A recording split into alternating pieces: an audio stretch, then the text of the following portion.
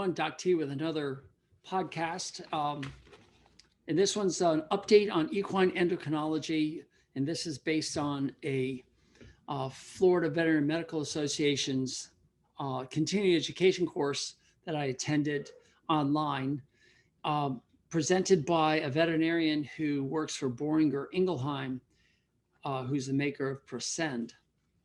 And I was excited about this because most of you know that I'm very into metabolic syndrome, insulin resistance, the cause of so many of the problems that we're having with the horses, and also the laminitis. And I told my professor way back in vet school, before I ever got into vet school, he was the head of pathology, and I was sneaking into his postmortem rounds every Friday at 4 p.m.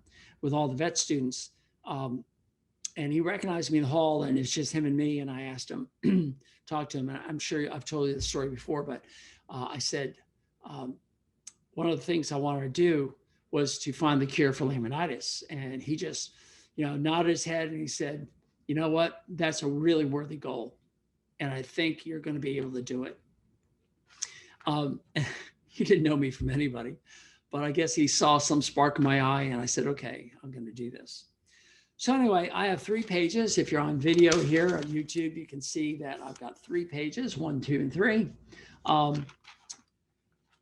from the conference. And I was all ears because equine endocrinology, the first thing I go to, right, is insulin, because that seems to be behind everything, and how it affects all the other endocrine system, and how other factors influence insulin. It goes back and forth. It's a highly responsive system that we have.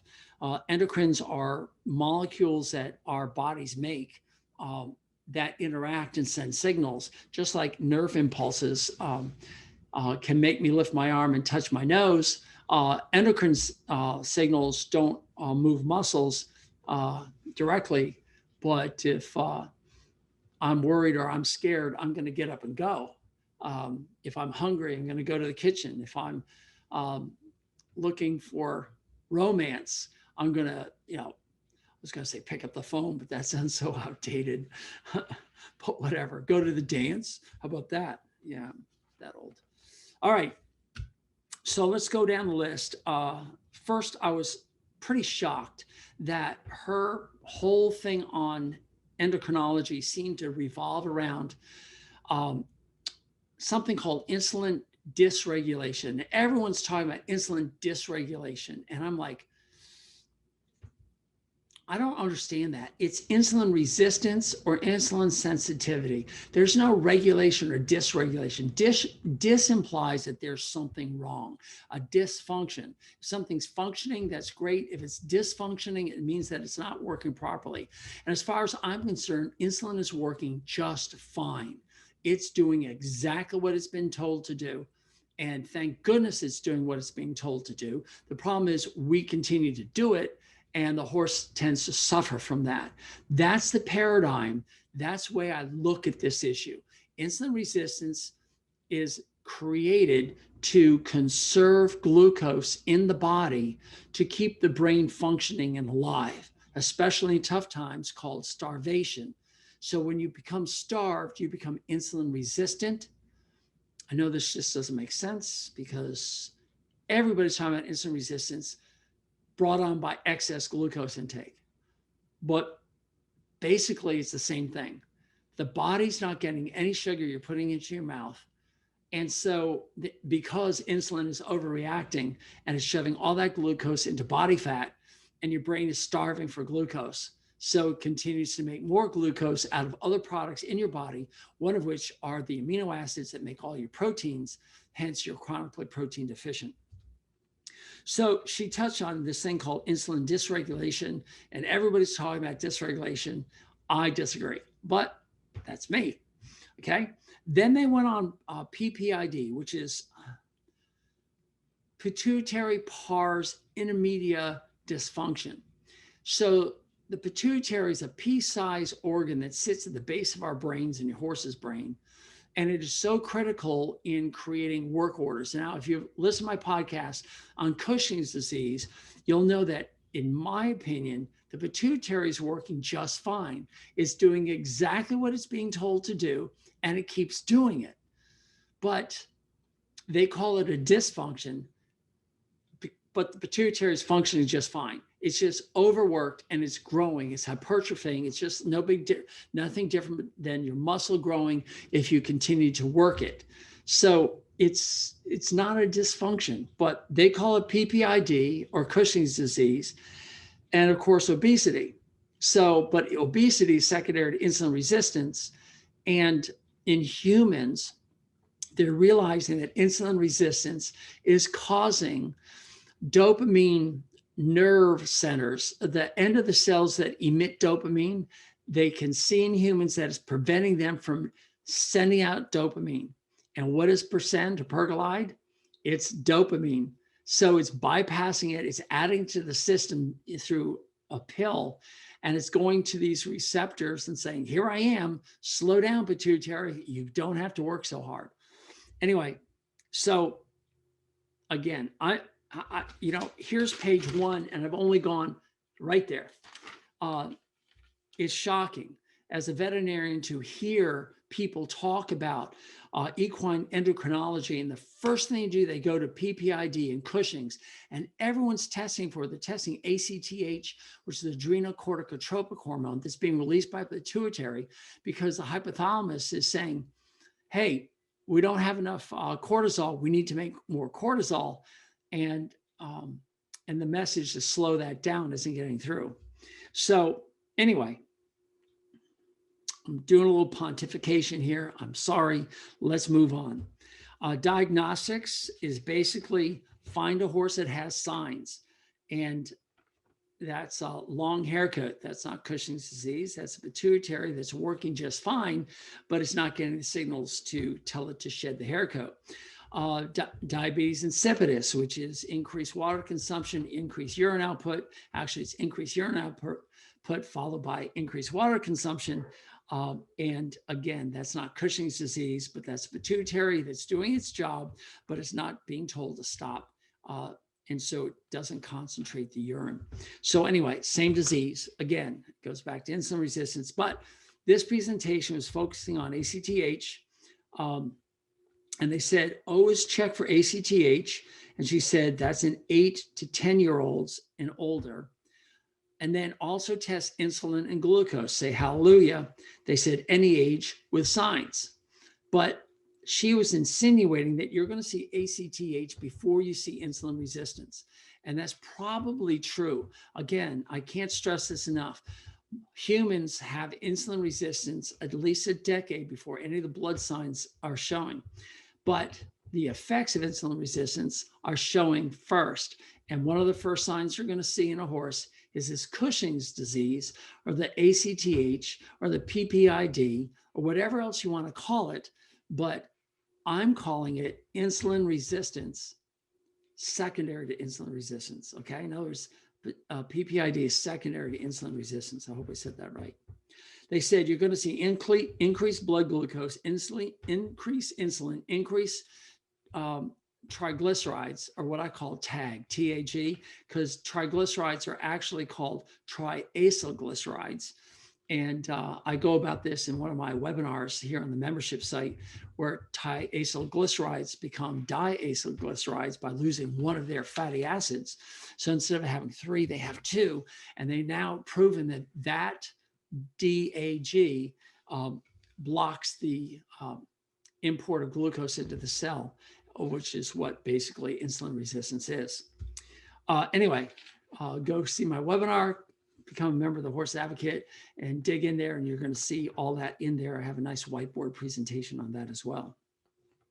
All right, they also said DSLD, the drop fetlocks, is going to be more prevalent in horses with a PPID. And I'm like, duh. So sorry. They also said increased fecal egg count. Well, again, their immune system's shutting down. They're unable to prevent their own immune system from killing the parasites. So the parasites have free access, free reign to infect them even more because their insulin is high. Their cortisol is high, their inflammatory cells are high, they're having systemic inflammation. Some of these horses are on grains. They're having even more inflammation caused by grains in the gut. But again, I digress. Let's stay on topic here. Sorry, everybody. Okay, so the protocol, they said, is early in any horse, you should do a thyroid, let me make sure I say this right, a thyrotropin releasing hormone, or TRH releasing hormone stimulus test. And they say if the thyroid is acting up, you want to be put on pergolide. And if it's low, you need to retest in 3 to 6 months. So that's interesting because moderate or advanced PPID can have a resting ACTH that can either be low or high. And if it's high, you put them on pergolide. And if it's low, then do your TRH response and look for an increase. And if there's an increase there, then start treating for Cushing's disease with pergolide. Again, it's called closing the barn door, but the horse has already left. But that's just my opinion. They also said that it's seasonal and it depends on the latitude you're at. So ACTH is high in mid-July to mid-November. So when is the highest starch in the pastures? When is the hay the freshest? At least in this northern hemisphere, it's mid-July to mid-November. And they also stressed the importance of how every lab that runs these tests can be different. So you have to stick with one lab and you have to understand their results. And when they get them, they had a lot of slides on this, looking at the dates, but they all pretty much said between July and September, mid-July to mid-November, you're going to have high ACTH levels. Again, that's just probably due to high insulin resistance, due to the high sugar load of the diet. All right.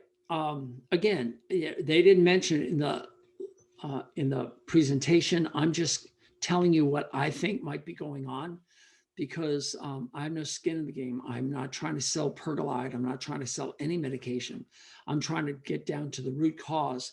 And nobody seems to be looking at the root cause. They're all about testing, seeing where you are. If it's high, give this drug. It's typical medicine. And I'm not fond of that. And I'm sorry if you're a veterinarian listening to this. I understand. I'm a veterinarian too. I went through the same training.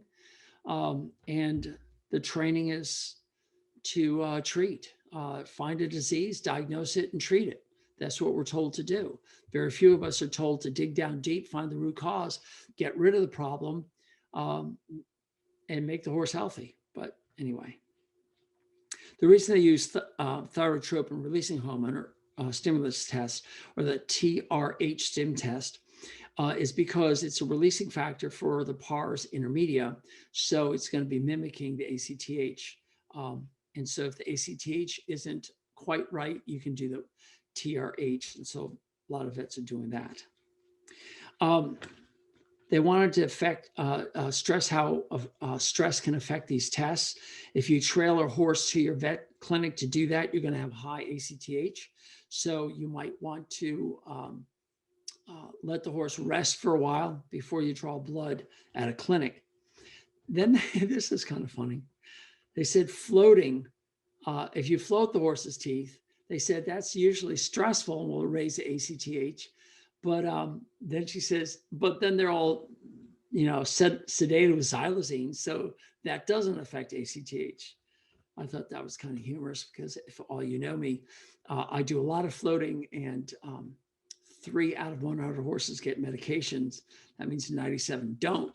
And they don't look that stressed to me. Some of them can be, but I guess, period, don't take any blood tests for TRH if there's any stress that might have occurred. Now they started talking about equine metabolic syndrome. So they went from Cushing's that they put high on the list to equine metabolic syndrome, or EMS. In humans, they just call it metabolic syndrome, but it's the same thing. They said there's hyperinsulinemia. There could be hyperinsulinemia associated laminitis, which is the acronym is HAL, H-A-L. And they looked at hypertension and increased triglycerides. And it's all the same story. You know, you have high insulin, you have high glucose, you have high triglycerides. In humans, you have the, sorry, I'm having a brain fart for just a second. In humans, you have insulin resistance or high insulin, high glucose, high triglycerides. Hypertension. Horses don't seem to have hypertension, but my philosophy is that in humans, hypertension is in the blood vessels, in the heart. In horses, it's blood pressure or blood changes in the lamina. But, and that could be why it's hyperinsulinemia associated laminitis.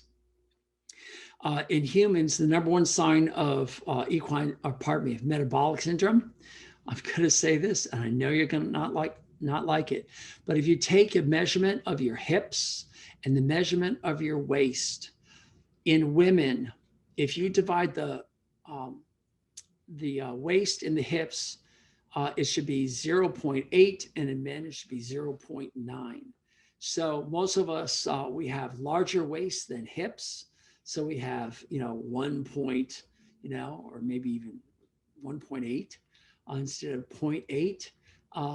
But that is, according to the World Health Organization, the Diabetes Association, endocrinology associations, they're all agreeing that the waist size is your number one sign of metabolic syndrome. And I really hate to tell you all this, but if your waist size is larger than your hip size, you probably have metabolic syndrome and insulin resistance. Then she said genetic predisposition, of which I put 3 question marks and 3 exclamation points. And I've always said, you might have a disease that your parents and grandparents had. It's probably because you eat like your parents and grandparents did. So you have to consider that. Also environmental factors, and they considered feeding the horse. Well, duh. Then they talked about insulin dysregulation leads to increased cases of laminitis. Again, duh. I've yet to see a horse have laminitis that doesn't have insulin resistance, and this is long before we tested them. Almost all of them are obese. On a rare occasion, you have a skinny horse. And that's one of those paradoxes that is hard to understand, but I think it's how the horse handles insulin. And I think, again, if we starved the thin looking horse, I've actually seen this happen. You're just not going to believe it until you see it yourself. But these hard keepers, when you withhold grain and reduce the amount of hay, they actually start to gain weight. It is the most miraculous thing you'll ever see. That these horses actually become fat when you adjust them away from gut inflammation and get them back on track. All right, so they talk about endocrinopathic laminitis. It's a big mouth word. It means endocrine-related laminitis. It's one of the 4 causes of laminitis that I heard the other day. One is supporting limb lameness, where you're just lame on one foot, the other one starts to fall apart. Sepsis, like a retained placenta, and I'm trying to remember the 4th one. It's not that common, but number 1, of course, is the horse that's obese, has insulin resistance, and gets a sugar grain, gets in the feed room and chows down on a bag full of grain, and they have laminitis the next day. She went on to say that the endocrinopathic laminitis stretches the lamina, and I'm like, that's interesting, because I've been saying that if you have metabolic syndrome in horses, they're going to have insulin resistance, which is the primary cause for chronic protein deficiency. That, and along with nobody feeds protein to horses because they're on one type of grass, either in their hay or their pasture, maybe 2 types, but they don't have that wide variety of protein sources. So they're amino acid deficient. They're being chewed up with their insulin resistance as the liver tries to create more glucose from proteins through the process called gluconeogenesis in the liver. And that's going to cause a protein deficiency, low in the disulfide bonds that create that strength in the connection lamina. She calls it stretching lamina. But I'm just giving you a little bit more information. Okay. High sugar diet leads to increased insulin, which leads to laminitis. I'm telling you what, there was a lot of air out there being filled. She did mention that insulin-like growth factor, which is a very interesting hormone that I'm not going to get into here because I don't have enough information to tell you. But ILGF, insulin-like growth factor, is something that's present when there's insulin around, and it kind of amplifies what insulin does, because the primary purpose of insulin is to help you grow. There's nothing else. It doesn't cause you to shrink. It only causes you to grow in every tissue that we talk about, whether it's your muscles or your fat cells, just about everything out there. It is there to help you grow because it's being fed more and more food, or you're in starvation mode, and it wants to make sure that you keep growing. You don't want to shrink away and turn into nothing. So they're looking at ILGF and its effect on the lamina. I think that's worthy, but I don't think they're actually knocking on the right door. All right. They said if you have pasture-associated laminitis, or HAL, that if you give dexamethasone, you're going to get laminitis if they have insulin dysregulation, or as I say, insulin regulation. So taking a baseline insulin is not going to be sensitive enough. You need to do an oral glucose load. And I've been saying this for years. They went into this and did a little bit more detail. I used to say Karo syrup, but apparently Karo syrup is not available throughout the world. I thought that was interesting. And they said that, that you can use that, or you can just use sugar. And you want to fast the horse for 3 to 6 hours with no hay or no grain. And then here it says 0.15 or 0.45 mils per kilogram of corn syrup. And I'm just trying to remember why they had two different things here. And I would collect it 60 or 90 minutes later and measure the insulin and glucose. All right, listen, I'm not going to repeat that because this is something that you and your vet need to go over.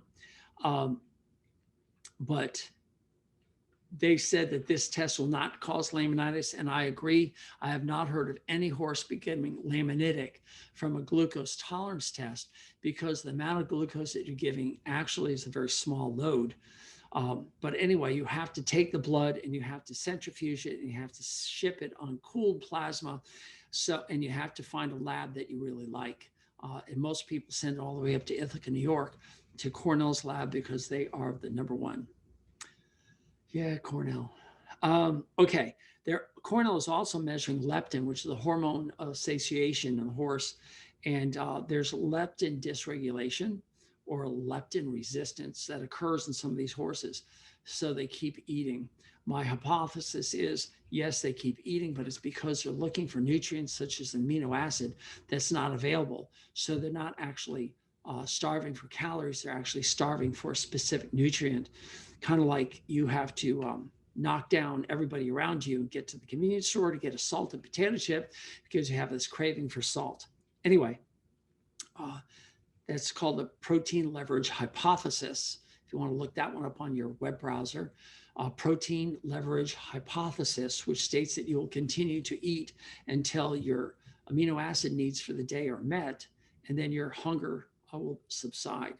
And I've been able to see horses that are removed from inflammatory ingredients such as grain and put on a protein source.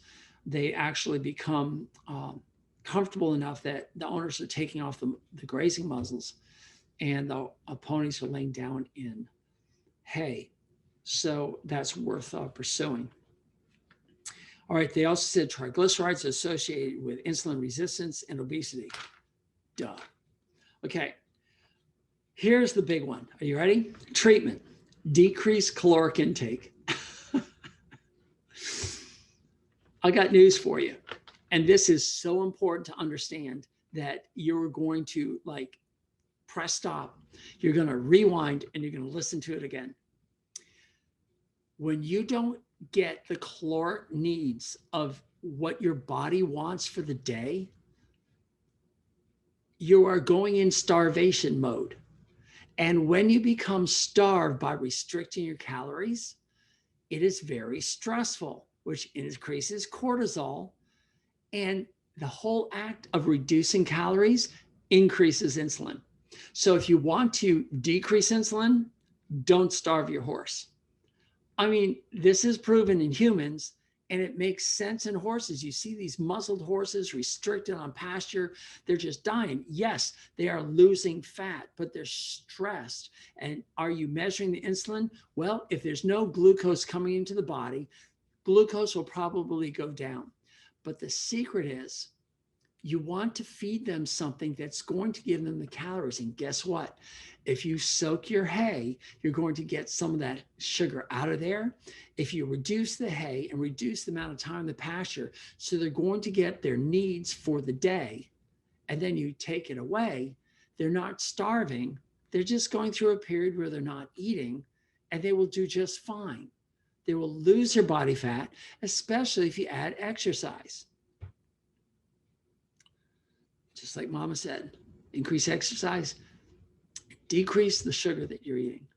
Not decrease the calories, decrease the sugar. And this is where it's so confusing for all of us, because you and I don't really, please, if you're a vegetarian, listen to this, and I know some of you are.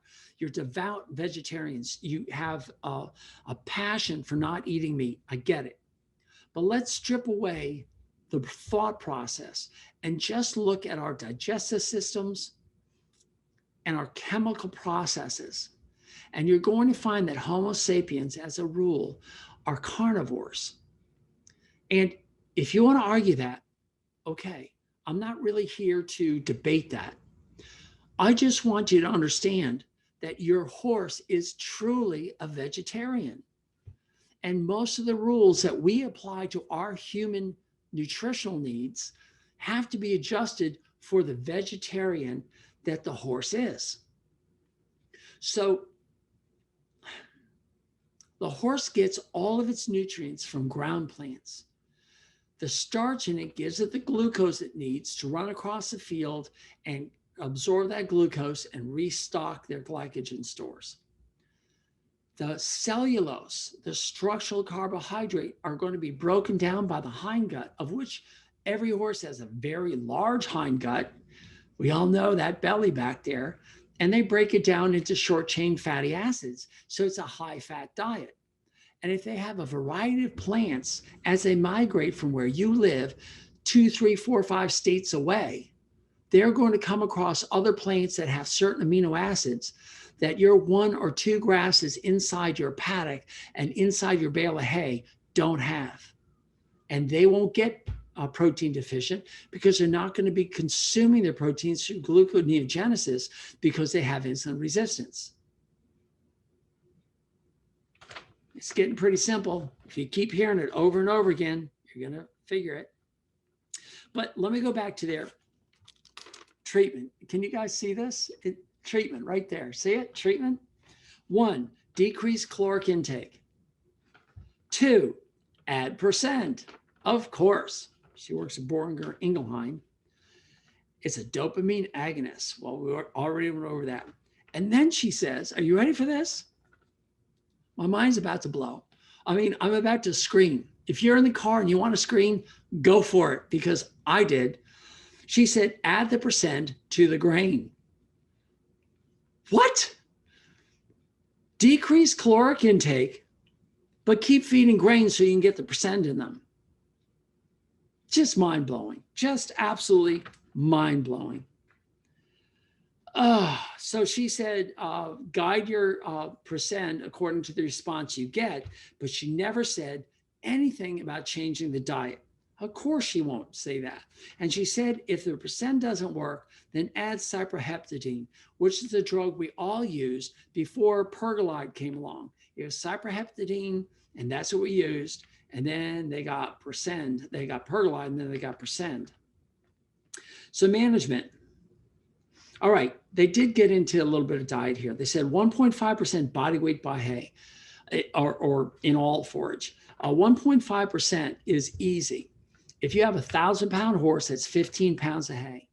If you're in the kg system, if you have a 500 kilogram horse, it's 7.5 kilograms of hay. It's pretty simple. And you can adjust up and down if your horse weighs more or less. But I'm suggesting that you soak the hay, because soaking the hay takes it out. And I have a client down here in South Florida who has 20 or 30 horses at any one time. He's an active showing in the jumper circuit. So these horses are worked. And he puts his hay, bales of hay, in the big stock tanks and soaks them for 12 hours. 12 hours. And then he drains it, and then he washes the hay, and that's what he feeds his horses. And he doesn't have lameness problems, and he doesn't have a lot of behavioral problems in these horses. They're very, very evident that they're not getting a starch overload. And I'm going to promise you that if you do something that drastic, that's amazing. Unfortunately, she went on to say, use a ration balancer. Now, most of you who know me know that ration balancers are filled with inflammatory ingredients. You can read my blog called Betrayal, where I talk about one ration balancer that has lignin sulfonate in there. If you don't know what lignin sulfonate is, you can look it up. But basically, it's used for dust control on dirt roads. It's used to make a slurry to lubricate the drills that go into the earth. It's used as a precursor to DMSO. It's used in sheetrock and concrete. And it's also a antioxidant, a preservative, basically, in fire retardants and animal feed. And they're putting lignin sulfonate in your ration balancers. Not all of them, but it's there. Then she said, feed a high-fat diet. 20% of the diet should be fat. She didn't go into protein. She didn't go into carbohydrates. She just said feed a high-fat diet. And we all know that your muscles prefer fat for fuel, prefer it way over glucose. And if you're under the impression that if you feed grain to your horses, you're feeding sugar that's going to make them run faster, jump higher, go longer, don't fail, you're wrong, because you don't understand muscle mechanics, muscle chemistry. They prefer fat for fuel. So she finally sums up by saying diet and exercise is best. Okay. Just like mom said. And then she went into Thyro-L, which is levothyroxine. Thyro-L is also made by them, I guess. It increases weight loss through increased thyroid function. It does work with calorie restrictions, she said, and after 3 to 6 months, you need to stop it. Then she said metformin. A lot of people are using metformin, and she said it has a very low bioavailability, and you give it 30 minutes before feeding, use it as the last resort, and check insulin after giving. So let me give you a little heads up about metformin in humans. According to the people who really research this stuff, you really need to give 1,000 times, one podcaster said, the dose to get an effect in humans. And another one was it affects gluconeogenesis in the production of glucose from pyruvate and glycerol, but it does not affect gluconeogenesis from amino acids. And your biggest problem in your horses is gluconeogenesis, causing chronic protein deficiency. So I would probably say metformin doesn't work. It shouldn't be used. I think it's a waste of your money, and you're much better off doing the mechanical things of soaking your hay, reducing the diet, increasing exercise if your horse doesn't have laminitis, make it run through water. If you got an aqua treadmill, put some weight on it, 50, 100 pounds of weight on its back, and pony it if you have to. Do whatever it takes. If you can only hand walk your horse, throw 200 to 100 pounds on its back on a saddle and make it work. I know that I'm working to increase my muscle mass right now. And it's pretty exciting because I just started and I swear my muscles are starting to grow.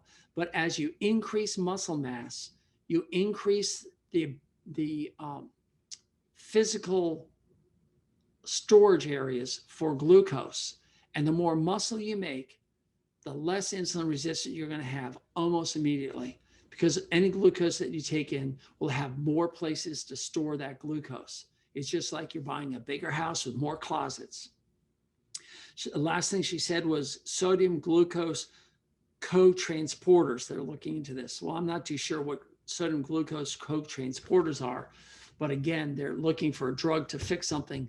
And I think insulin resistance is all secondary to our overfeeding our horses with hay and grains. But that's it. So there you have it, another podcast in the can. I'm so grateful you've tuned in. I hope I haven't bored you. I've got so many more things I want to talk about. We've got parasite control that I went to. We've got feeding of forage that I went to. A whole thing on laminitis I listened to. I want to talk about a bunch of other things. I want to do a couple of in-depth webinars that if you become a member, the Horse's Advocate, where is it? Right there. thehorsesadvocate.com. It doesn't have the URL up here. I think we're going to have to change that. But it says thehorsesadvocate.com, no apostrophe, just THEHORSESADVOCATE.com. And get over there. These podcasts are free. You can also get them through your favorite podcast program. So be sure to do that. And I have a lot of fun doing these. So I'll see you next time. And thanks for stopping by. Doc T out.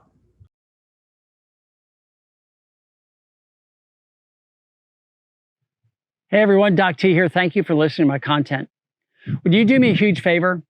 Would you please subscribe, comment, like, thumbs up, and give a star review? However it's presented to you, I want you to do that. There's two reasons. The first, of course, is to improve this product. This way I know what you like, what you don't like, what I can improve upon, what topics you want me to cover. But more importantly, it's also going to help others find me. And by doing that, you are now engaged in this mission of helping horses thrive in a human world. By you helping, we can reach others. And that I would be so grateful for.